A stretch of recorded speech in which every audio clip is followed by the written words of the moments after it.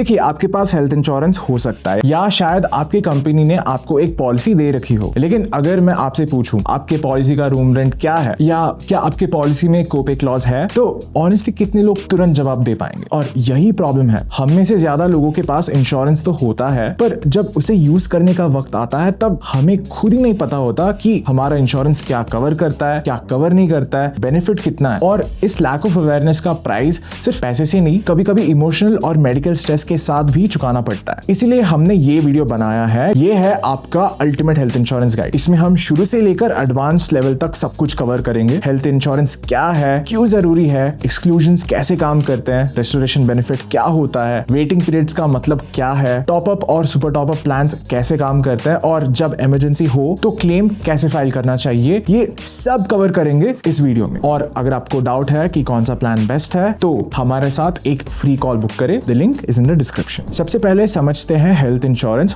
होता क्या है और इसके बिना आपका फाइनेंशियल रिस्क कितना बढ़ जाता है। Health insurance at the end of the day एक सिंपल एग्रीमेंट है आप और इंश्योरेंस कंपनी के बीच। आप हर साल एक फिक्स्ड प्रीमियम या अमाउंट देते हो और बदले में कंपनी आपके मेडिकल एक्सपेंसेस कवर करती है, जैसे hospital stay, surgeries, day care procedures etcetera, policy के टर्म्स के हिसाब से। बट इसका पर्पस है कि हेल्थ इमरजेंसी के टाइम आपकी सेविंग्स ना खत्म हो जाए। आज के टाइम में मेडिकल बिल्स काफी ज्यादा हो गए हैं। एक सिंपल सर्जरी भी 2-3 लाख से कम नहीं होता। आईसीयू में कुछ दिन रहो तो 5 से 6 लाख का बिल बन जाता है। इंश्योरेंस के साथ आप इस शॉक से बच सकते हो। और बोनस ये है कि ओल्ड टैक्स रेजिम में हो तो अंडर सेक्शन 80D आप टैक्स भी बचा सकते हो। Now let's talk about some misconceptions जो लोगों के दिमाग में। कुछ लोग सोचते हैं मैं यंग हूँ, हेल्दी हूँ, मुझे इंश्योरेंस की क्या जरूरत। ये गलत सोच है। एक्सीडेंट किसी भी एज पे हो सकता है और लाइफस्टाइल डिसीजेस भी आजकल 20s में दिख रहे हैं। जल्दी इंश्योरेंस लो, प्रीमियम कम रहेगा और वेटिंग पीरियड्स खत्म हो जाएंगे। दूसरा मिथ है मेरे पास ऑफिस का कवर है, मेरे पास कॉर्पोरेट कवर है, मुझे एक्स्ट्रा पॉलिसी की जरूरत ही नहीं है। प्रॉब्लम ये है कि अगर आप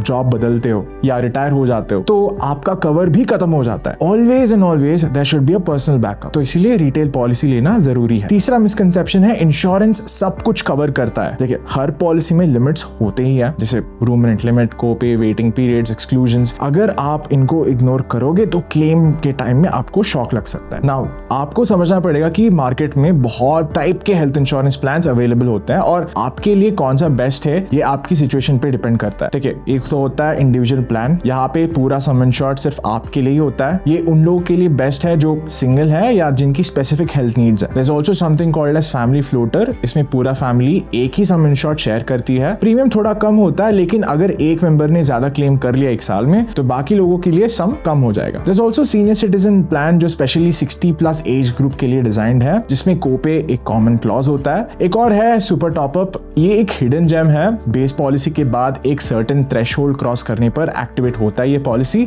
और ये काफी ह्यूज कवर देता है at a very low cost. And finally सबका फेवरेट है कॉर्पोरेट या ग्रुप प्लान। ये हेल्पफुल जरूर है, लेकिन सिर्फ इस पे डिपेंडेंट हो तो बहुत रिस्की है। जब आप पॉलिसी चूज करते हो ना तो कुछ फीचर्स ध्यान में रखना होता है और ये है हमारे बेसिक पॉलिसी फीचर्स। अगर पॉलिसी में कोपे क्लॉज है तो आपको हर बिल पे 1% देना पड़ेगा, तो please avoid this as much as possible. Room rent limit का मतलब है अगर आप अलाउड लिमिट से ज्यादा का रूम रेंट लेते हो तो इंश्योरर पूरे बिल को प्रोपोर्शनेटली कट करेगा। नेक्स्ट क्लॉज है डिसीज वाइज सब लिमिट, मतलब सर्टेन ट्रीटमेंट्स पे इंश्योरर एक कैप फिक्स करते हैं। अगर उसके ऊपर चला गया तो यू हैव टू पे आउट ऑफ पॉकेट। एक और है प्योर पोस्ट हॉस्पिटलाइजेशन। जितना ज्यादा हो उतना बेटर है। आइडियली 60 डेज प्री और 180 डेज पोस्ट कवरेज मिलना चाहिए। Next is restoration benefit. इसका मतलब है कि एक बार अगर आपका कवर कम हो जाए या आपने क्लेम कर लिया तो दोबारा रिफिल हो जाना चाहिए। ये फैमिली फ्लोटर्स या मल्टीपल हॉस्पिटलाइजेशन के लिए क्रिटिकल है। अगला है नो क्लेम बोनस या क्यूमुलेटिव बोनस, मतलब हर ईयर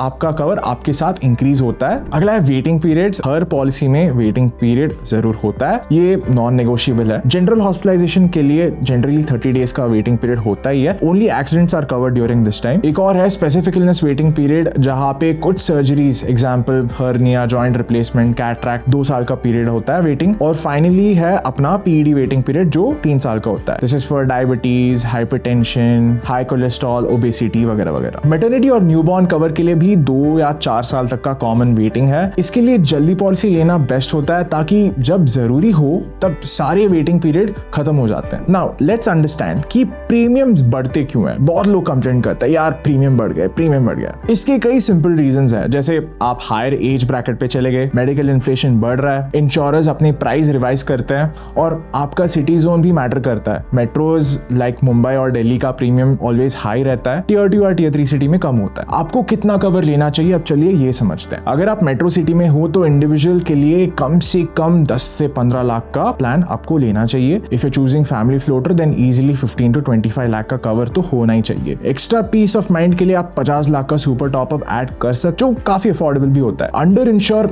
मत रहो, क्योंकि एक बार क्लेम करने के बाद कवर बढ़ाना थोड़ा मुश्किल हो जाता है। नाउ पॉलिसी टर्म कितनी की होनी चाहिए? देखिए प्लान्स 1, 2 या 3 साल के होते हैं, लॉन्गर टर्म पे डिस्काउंट मिलता है, ये एक सिंपल मैथ है। लेकिन रिन्यूअल टाइम पे 1 दिन का गैप भी आपकी सारे वेटिंग पीरियड रीसेट कर सकता है, तो इसलिए रिन्यूअल टाइम का ध्यान रखो। अभी क्लेम का प्रोसेस समझना भी बहुत जरूरी है। अगर प्लान सर्जरी है तो इंश्योरर को 48 to 72 आवर्स पहले इन्फॉर्म कर लो, प्री ऑथराइजेशन फॉर्म भरवाओ, और इमरजेंसी में 24 घंटे के अंदर इन्फॉर्म करो। नेटवर्क हॉस्पिटल में कैशलेस क्लेम मिलेगा, नॉन नेटवर्क में पहले खुद पे करो और उसके बाद रीइंबर्समेंट के लिए फाइल करो। और हाँ, bills, discharge summary, prescription, scans, सब डॉक्यूमेंट्स सेफली रखना, बाद में काम आएगा। ठीक है, अभी क्लेम्स रिजेक्ट भी होते हैं। बहुत लोगों को लगता है कि क्लेम्स रिजेक्ट इसलिए होता है बिकॉज फ्रॉड होता है। एक्चुअली ये भी ठीक है, बट क्या होता है ना, लोगों के पास अवेयरनेस नहीं होता है। जैसे प्री एग्जिस्टिंग डिसीज डिस्क्लोज नहीं करते कुछ लोग, वेटिंग पीरियड्स के अंदर क्लेम कर लेते हैं, रूम रेंट एक्सीड कर लिया तो आउट ऑफ पॉकेट दे देते हैं, इनकम्प्लीट डॉक्यूमेंट सबमिट करते हैं, या